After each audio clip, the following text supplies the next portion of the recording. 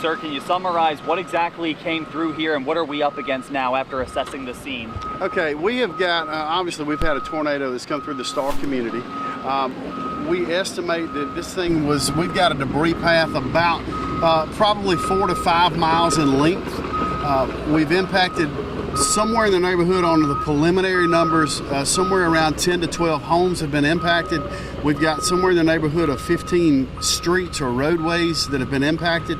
We've got the Rankin County Sheriff's Department that has about 5 or 6 SAW teams that are out here cutting our way through these roads now. We have had people that's actually walked into them. We just can't access them via emergency vehicles. So we're cutting our way into those now. We've got 5 or 6 SAW teams from the Rankin County Sheriff's Department. We've got about 6 SAW teams from the Rankin County Road Department. Obviously, we've got heavy equipment that's out here as well. We've got a number of track hose and a number of backhoes that are out here. We've got 2 more that are on standby, waiting now to really assess if we're going to really need to bring those out or not. We're bringing light plants out from the Emergency Operations Center. We've got waters. We're setting up a boo out here at the moment. So at this point, we've got no injuries. Very fortunate about that. No injuries whatsoever. Just some homes that have been impacted. Nothing that was destroyed that we can tell at this point. So obviously, as we're going to work our way through this thing over the next couple of hours, we're obviously going to have more information. And when daylight hits, we're going to get some drones in the air, and we'll be able to go from there. Over at the EOC, we have it staffed. We also have people from EMA that are at our EOC now. We've been contacting the Red Cross and also the Salvation Army. The Salvation Army works very, very well with our citizens here in Rankin County, and hats off to those folks for extending out a hand to help us out. At this point, we do not think we have anybody that's going to be displaced for the remainder of the night. And so we've got a lot of power crews that are on the way. Some are on the ground as we speak now. So at this point, we're just trying to methodically work our way through this incident and see exactly what we have. And obviously, when daylight hits, we'll throw some drones in the air and be able to get a really good assessment. So. And I know it's not just this area. There was a report of another, I guess, major storm. Right. We had it on 2 sides of the county at the same time, almost at the same time. I'm not real sure if it was the same system or if it was 2 different ones. The one here on the western side of the county in the Star community, and then we had reports over on Highway 43 north of Puckett. We sent a number of deputies were over there running the roads. All we found were a couple of trees down, no damage, nothing that really impacted anything. So it looks like the majority of the damage was over here on the western side of the county in the Star community. In times like these, and with what we know so far, what is your main priority at this moment? Obviously, life safety is always number one. Life safety is always at the tip of the spear in everything that we do in emergency services. And thanks to all the great folks we've got, the Rankin County Sheriff's Department, we've got Star Fire Department, Richland Fire Department, Southwest Fire Department. A number of our fire departments are out here tonight. The Rankin County Road Department has called in all of their crews back in. The Rankin County Sheriff's Department has called their people back in. We've got all these SAW crews, and these are things that we prepare for. We've got trailers that are set up with 15 and 20 saws per trailer, and it's just a matter of going by, picking the crews up, and let's start cutting wood. So that's what everybody's doing at this point, just trying to be extremely safe with it. We've got a lot of power lines that are down. Once we get these light plants in, we're going to be able to really get in and do some really good quick work with this heavy equipment. So it's just it's slow and methodical at this point.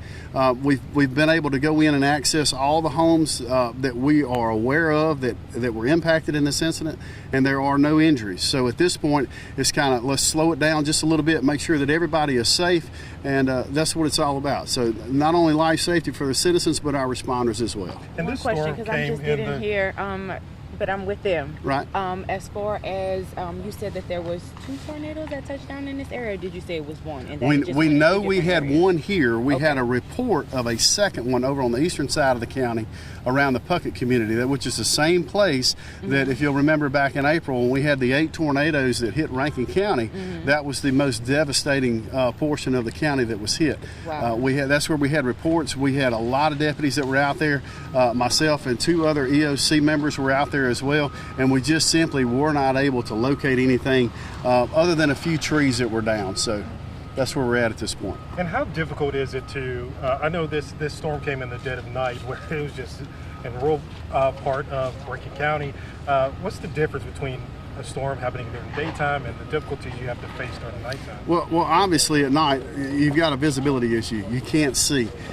People are at home. They're asleep. A lot of times they're not going to hear their weather radios, things of that nature. So obviously at nighttime is a big deal. In the daytime, most of the time people are at work, and you just got a lot better notification during the daytime where the people are awake to be able to hear it. So obviously Rankin County, we encourage everyone to have a weather radio. That is the absolute hands down best way to get notified anytime we have any inclement weather at any point at all. So we have also been in contact with the National Weather Service. We were looking at our radar at the office before we came out here on site, and the actual front has not even come through yet. When we looked at it a few minutes ago, it was over in Bastrop, Louisiana.